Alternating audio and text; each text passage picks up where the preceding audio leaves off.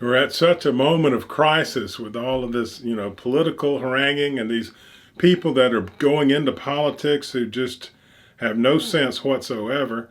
And it is a crisis. And in a crisis, there is danger of collapse, but there is also opportunity of great advancement if you take a hold of it, because it tears down all the norms and you can then be free to set up new norms. And that's what you have to do. You have to have norms. You can't operate as an individual or a society without norms. You're just chaotic and you can't get anything done. You have to have a plan, but the plans get old and times change. And times change because we learn stuff and we advance, and then we need new norms that fit in with our advancements, like Christianity. That's a very, very old religion from a very old time when we lived a very different life, and we need something much more complicated. Even Christianity was probably adopted because it has very few moral instructions. It's very easy to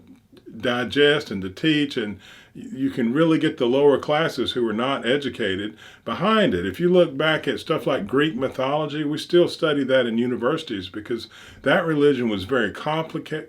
It told us a lot. A lot of our psychological understanding came from that religion because it was so complicated. And what happened was it went over to Rome.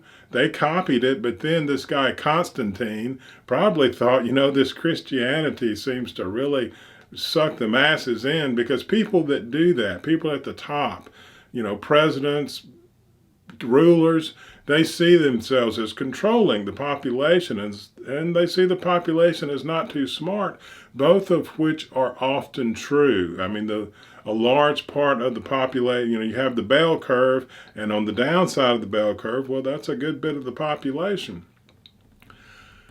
So we've got an opportunity to do things like move Christianity out of the forefront, if not out of the picture, and then replace it with what? What are we going to have for a morality to guide our actions? What are we going to, and we get to put that together. We get to decide, are we we can address racism specifically. How do you treat the other? What is the other? We can look at the role of women. That is a huge, huge thing that can be addressed here, because now, even if you're not Christian, that idea perpetrates all of Western society, that there's a father and a son only in heaven. We can populate the cosmos with mothers and daughters and make it more balanced, and everything will run better. There are so many. We can re-examine the university system.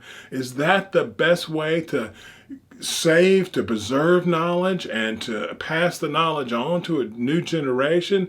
Can we use computers and people just learn at home? I mean, there's so much to be excited about, so much to reconfigure. We need to look at the whole K through 12 education system and see what's going on with it, and how we can, do we need to do away with public schools? Does the government really need to be in the position of telling people what their children should learn? All of these things we can address and look at with excitement and hope for a better future, and we can succeed once we get out of the fear and start believing in ourselves again.